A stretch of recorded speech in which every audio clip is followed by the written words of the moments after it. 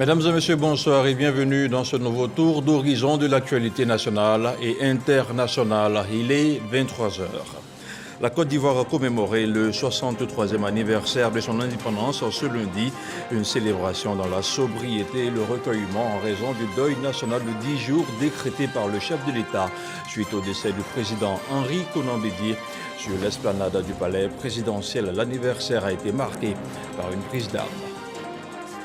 Et que 24 heures plus tôt, le chef de l'État s'était adressé aux Ivoiriens dans son traditionnel message à la nation. La veille de l'indépendance, le président Alassane Ouattara a dressé le bilan des actions menées, de l'économie à la sécurité, sans oublier l'aspect social. Tous les points relatifs au développement de notre pays ont été abordés.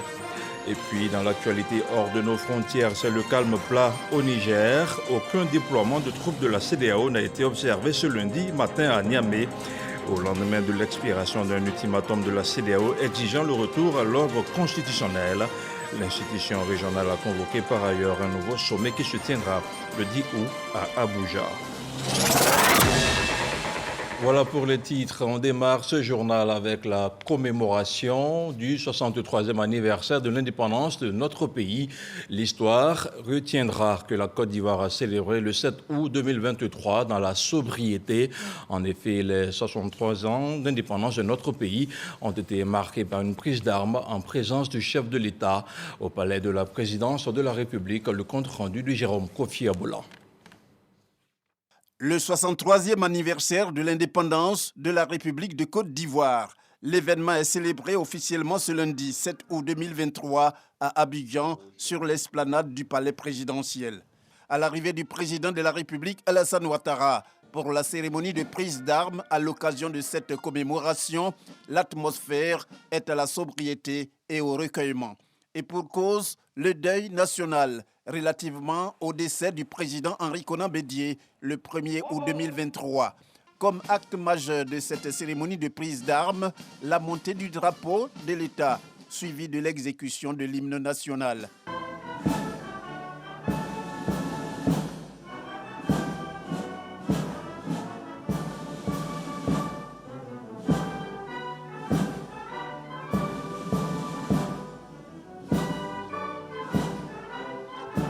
Après la Bignonnaise, le drapeau national est remis à Mima pour tenir compte de la période de deuil national décrétée par le chef de l'État qui exige sa mise en berne. Une décision par laquelle le président de la République, Alassane Ouattara, entend rendre un hommage des plus mérités à l'ancien président de la République, son aîné. Pour cette cérémonie commémorative des 63 ans de l'indépendance de la République de Côte d'Ivoire, les forces ivoiriennes de défense et de sécurité bénéficient du soutien des forces armées togolaises venues en tant qu'invités d'honneur.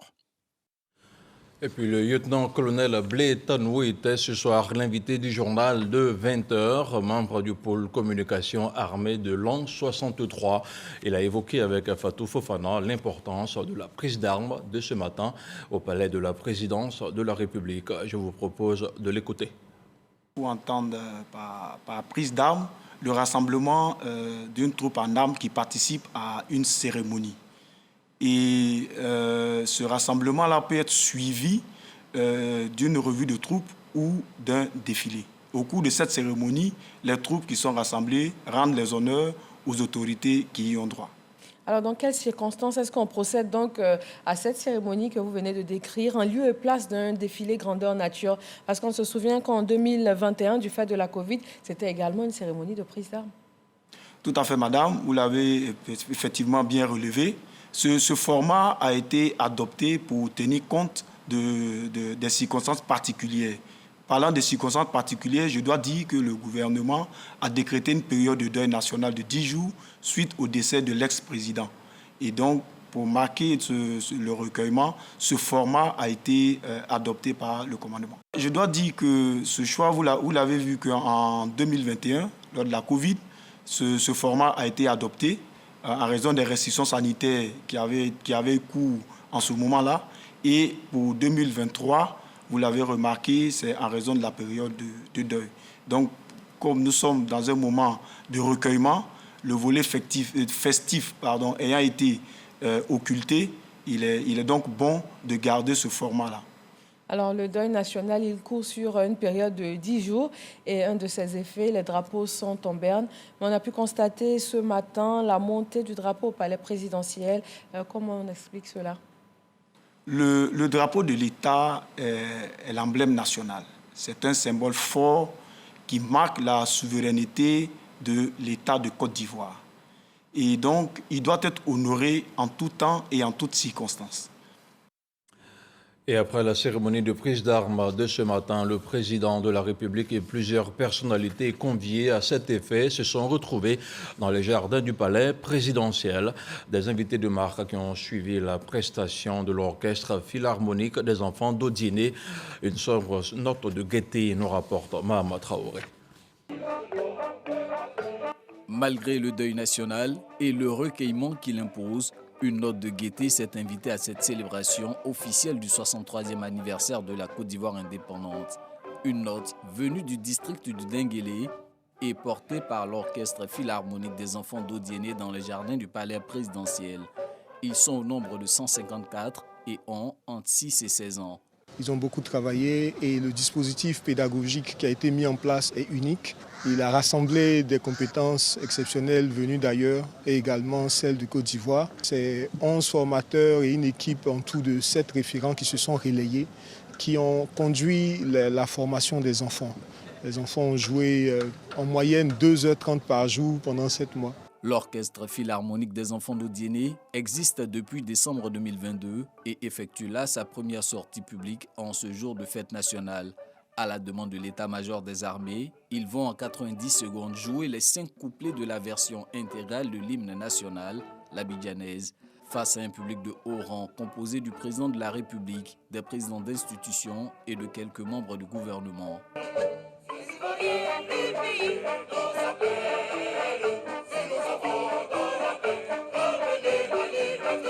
Pour la circonstance, le chœur des armées accompagne les enfants d'Odiéné et se charge d'entonner les 5 refrains de la version intégrale de l'abidjanaise. S'enchaîne la reprise du chant baptisé « Le travail de 1000 générations ».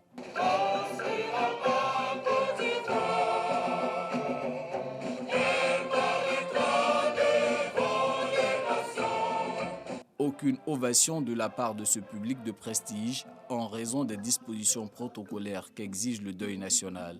Les enfants de l'orchestre philharmonique d'Odiéné recevront tout de même les félicitations et encouragements du chef de l'État à la fin de ces 2 premières prestations. Le spectacle ne s'arrête pas là. Cordes, instruments à vent et percussions vont célébrer un grand classique de la musique ivoirienne, le titre Tata de la star ivoirienne du reggae, Tiken Jah Fakoly.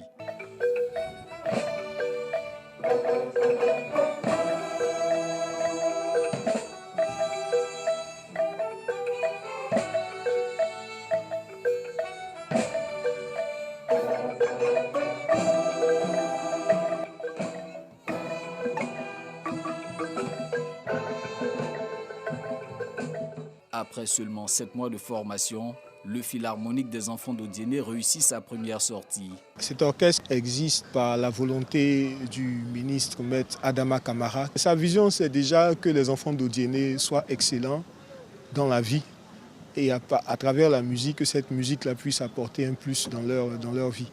Le duo formé avec le chœur des armées pour cette prestation cadre avec le thème choisi pour cette commémoration de l'an 63 de l'indépendance de la Côte d'Ivoire, à savoir jeunesse ivoirienne et forces de défense et de sécurité pour l'engagement civique et la responsabilité citoyenne.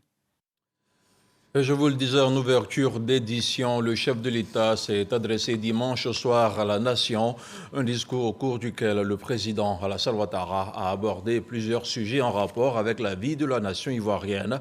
Ont marqué son discours la révision constitutionnelle, les prochaines élections locales, la situation sécuritaire en Côte d'Ivoire et dans la région ouest africaine. Une adresse également marquée par un hommage à l'ex-président de la République, Henri Konan Bédié, décédé le 1er août dernier, un discours revisité par Michel Digré. L'an 63 de la Côte d'Ivoire marqué par un deuil national. À l'entame de son discours, le président de la République, Alassane Ouattara, rend un hommage à l'illustre disparu. Henri Konan Bédié. Ce 7 août 2023 marque le 63e anniversaire de la commémoration de l'indépendance de notre pays. C'est un moment important pour la vie de la nation. Cette année, cette célébration se tient dans un contexte de deuil national. Suite au décès survenu le 1er août dernier de mon aîné, le président Henri Konan Bédié, ancien président de la République de Côte d'Ivoire. Au moment où je m'adresse à vous, je voudrais saluer la mémoire de ce grand homme d'État qui a marqué son époque et notre pays.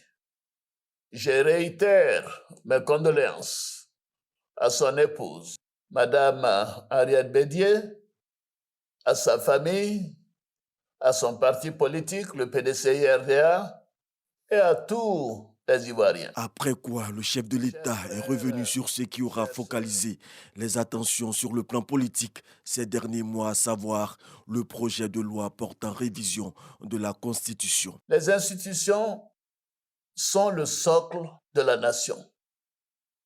Elles assurent la protection des citoyens et garantissent les droits et libertés de toutes les Ivoiriennes et de tous les Ivoiriens.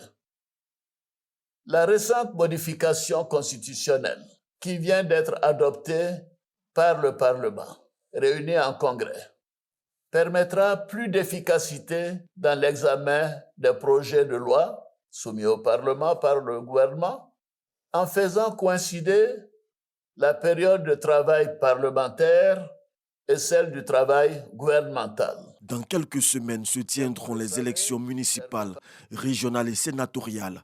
Le président de la République souhaite que ces scrutins se déroulent dans un climat apaisé. Le 2 septembre prochain, les Ivoiriens seront appelés aux urnes pour renouveler les élus locaux que sont les conseillers régionaux et municipaux.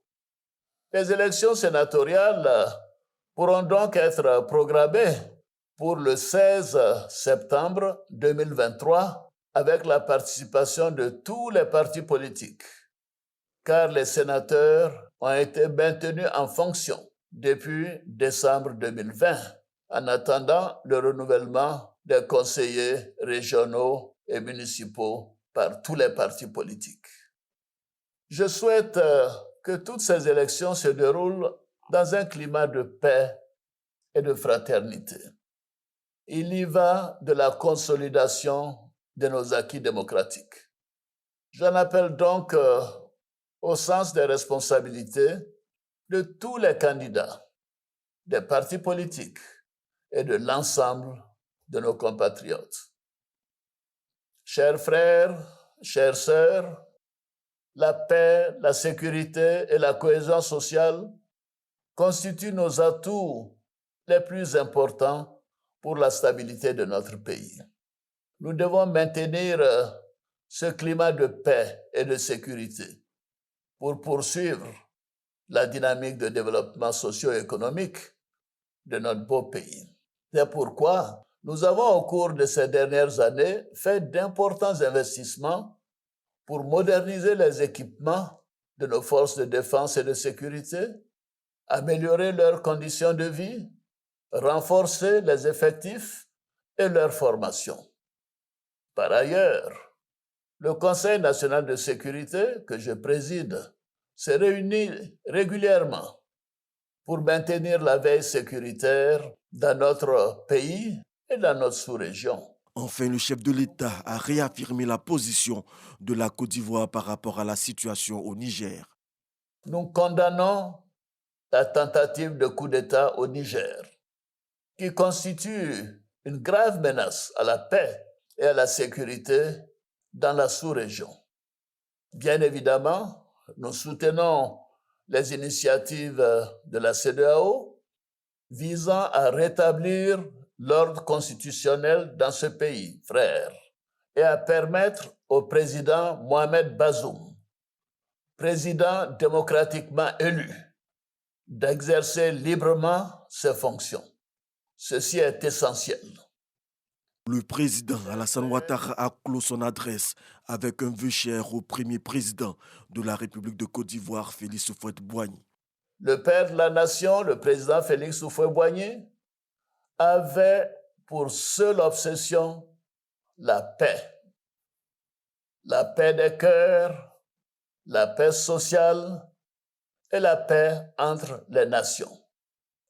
J'ai foi en cette vision parce que la paix est le premier pilier du développement. Nous continuerons donc à y travailler sans relâche pour le bonheur et l'épanouissement de tous les habitants de notre beau pays, pour une Côte d'Ivoire développée et moderne. Le chef de l'État dit pouvoir compter sur toutes les forces vives de la nation pour relever tous les défis du pays dans l'union, la discipline et le travail. Sur le plan économique, le chef de l'État a présenté un tableau dynamique. Il est bon de retenir que malgré les vents défavorables, les réformes menées ont pu maintenir à flot la Côte d'Ivoire. Alassane Ouattara a surtout mis en avant les projets en faveur des jeunes, des projets estimés à environ 361 milliards de nos francs pour la seule année 2023. On fait le point avec Lansine Bakayoko. Alors que l'activité économique est toujours gravement perturbée par les conséquences de la pandémie mondiale et de la guerre en Ukraine, l'économie ivoirienne tire plutôt son épingle du jeu. Les indicateurs macroéconomiques, 6,7% de taux de croissance en 2022 et un niveau projeté à 7% annuel sur la période 2023-2025, une inflation contenue à 5,6%, un déficit budgétaire maîtrisé, et surtout un niveau de consommation en progression continue. Résultat des réformes vigoureuses prises par le gouvernement, via notamment la subvention aux produits pétroliers, plus de 800 milliards pour le carburant et environ 75 milliards pour le gaz butane. À cela, il faut ajouter la mesure de plafonnement des denrées de grande consommation. Les grands équilibres macroéconomiques sont donc maintenus.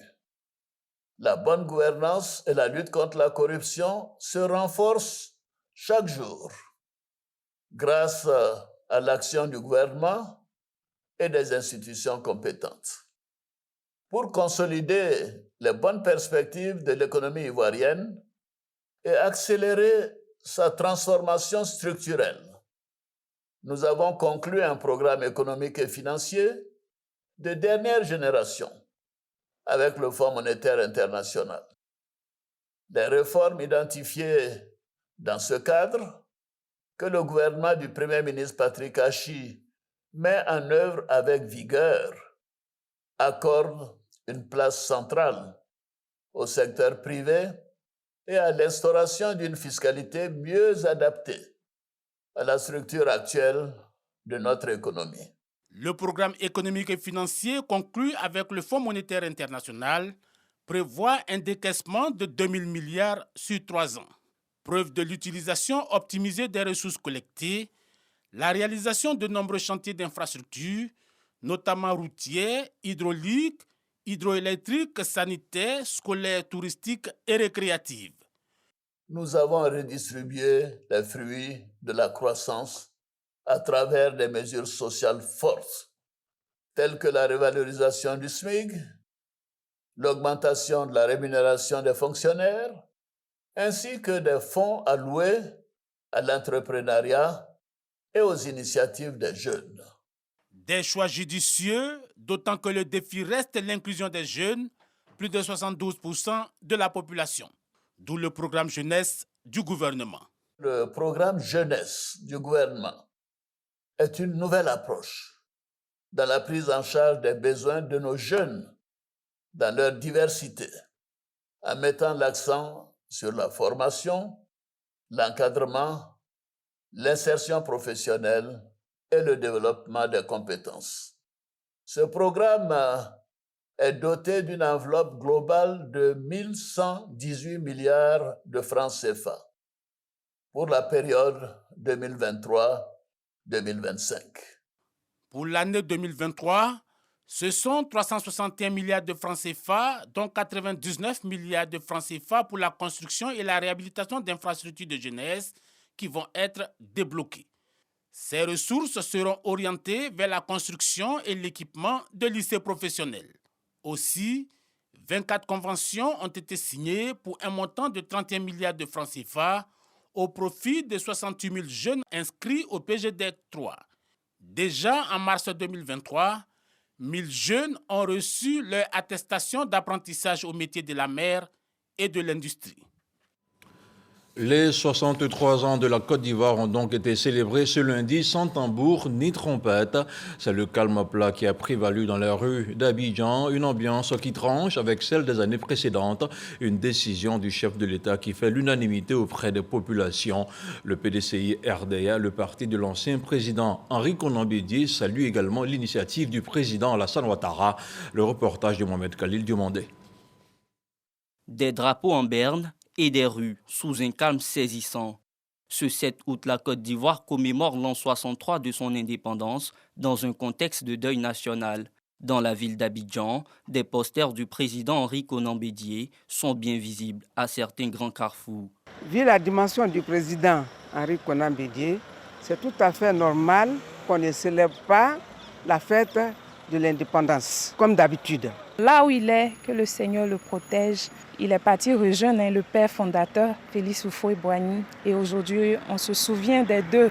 À défaut du traditionnel défilé et des parades militaires, sur la RTI, parents et enfants suivent en temps réel la cérémonie de prise d'armes. Et quand vient le moment d'entonner l'hymne national, chacun s'y met.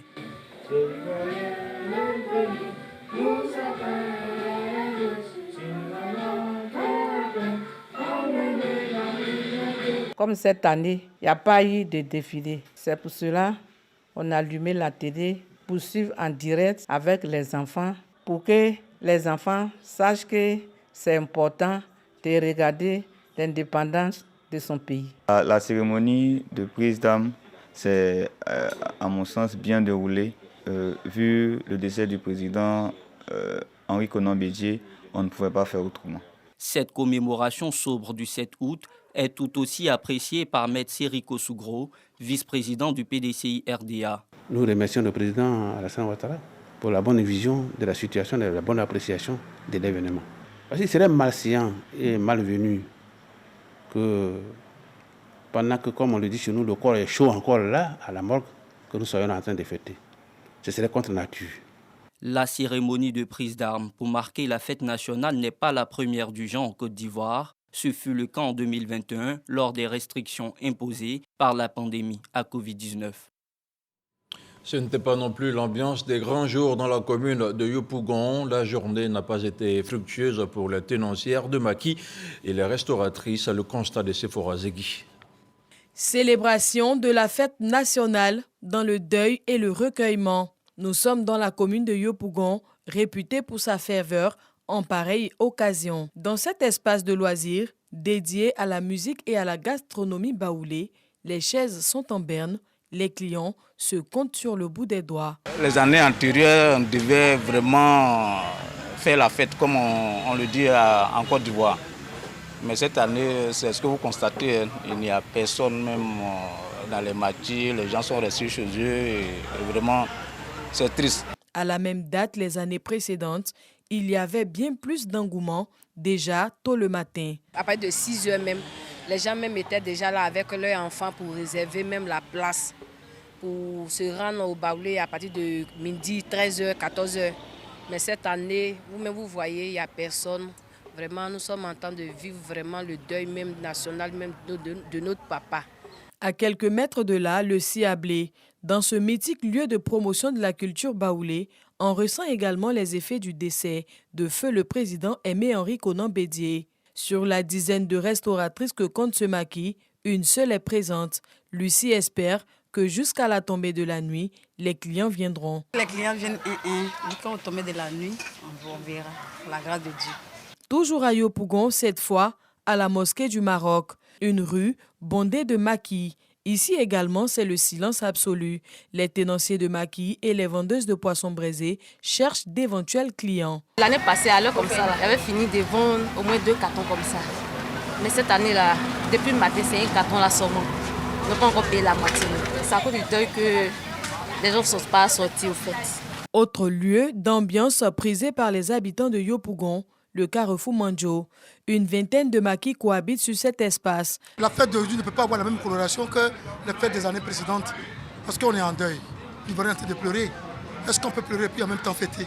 2023 aura marqué la célébration de l'indépendance de la Côte d'Ivoire par son caractère sobre. Sobriété pour compatir à la douleur de la famille Bédié, mais au-delà, à la douleur de la nation ivoirienne. Les drapeaux sont en berne sur une période de 10 jours, les activités socio-économiques également. Hors d'Abidjan, dans la localité de Djokwe, la célébration s'est déroulée dans l'enceinte de la préfecture. Le deuil national qui est observé sur l'ensemble du territoire national n'a pas permis la réjouissance des grands jours. Le commentaire de Godefroy Okambawa. À Djokwe, c'est dans l'enceinte de la préfecture que s'est déroulées les festivités, marquées par une prise d'âme. J'ai fait un clin d'œil sur ce qui doit être la contribution de tous et de chacun, et surtout les vertus cardinales du travail. Et le travail, c'est extrêmement important. Le chef de l'État, dans son discours, a eu à égrener les importants chantiers, les réformes qui ont été effectuées, qui font qu'actuellement la Côte d'Ivoire est admirée, la Côte d'Ivoire est appréciée. Le préfet de la région de Guémon, préfet du département de Djokwe, Ibrahim Sissé, a appelé les acteurs politiques et les populations à œuvrer pour des élections apaisées. Il a également invité les populations à l'union et au développement pour la région du Guémon. Calme et modération également dans les communes d'Anyama, de Dabou, d'Agboville, de Ndoussi, de Sakassou, Ebila Sokro et Anuassué. On regarde. Anyama, la cité de la Kola, n'est pas restée en marge des festivités marquant les 63 ans d'indépendance de la Côte d'Ivoire. Une cérémonie dans la sobriété en raison du décès de l'ex-chef d'État, Henri Konan Bédié.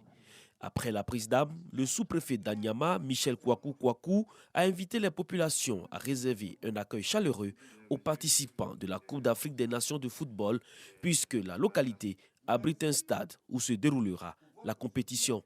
Il a également invité les populations à maintenir le climat de paix avant, durant et après les scrutins du 2 septembre prochain. Une cérémonie de prise d'âme marquant les festivités de l'an 63 de la Côte d'Ivoire.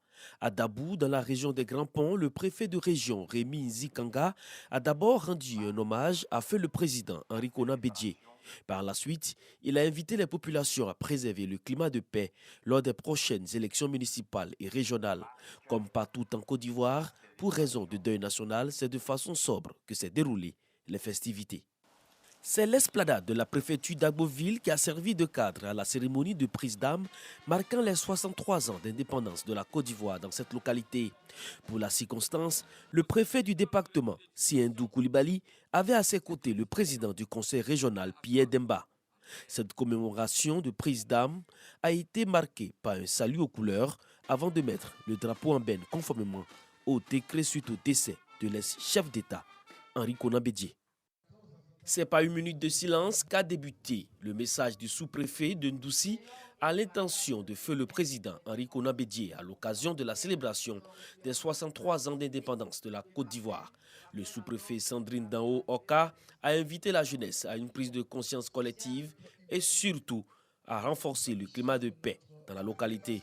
La célébration de l'indépendance à Ndoussi est marquée par une prise d'âme du sous-préfet en présence des autorités administratives et des forces de défense et de sécurité. Sakassou, cœur du royaume des Baoulés, cérémonie de prise d'âme à la préfecture du département pour coller aux consignes du deuil national. Élu force de défense et de sécurité en retour du préfet Bonaventure Tiegbe, célébré l'an 63 de la Côte d'Ivoire indépendante. Le préfet a invité ses concitoyens à demeurer dans la paix et la cohésion sociale pour le développement de la Côte d'Ivoire. Le préfet Bonaventure Tiegbe a rappelé quelques actions fortes du président de la République en faveur des populations. La sous-préfecture de Bila-Sokro, localité de l'est du pays et appartenant au département d'Abengourou, a commémoré l'an 63 de l'indépendance de la Côte d'Ivoire dans la sobriété, compte tenu du deuil national décrété par le président de la République Alassane Ouattara. Cette commémoration a été marquée par une prise d'armes après la montée des couleurs à la place publique Henri Konan Bédié.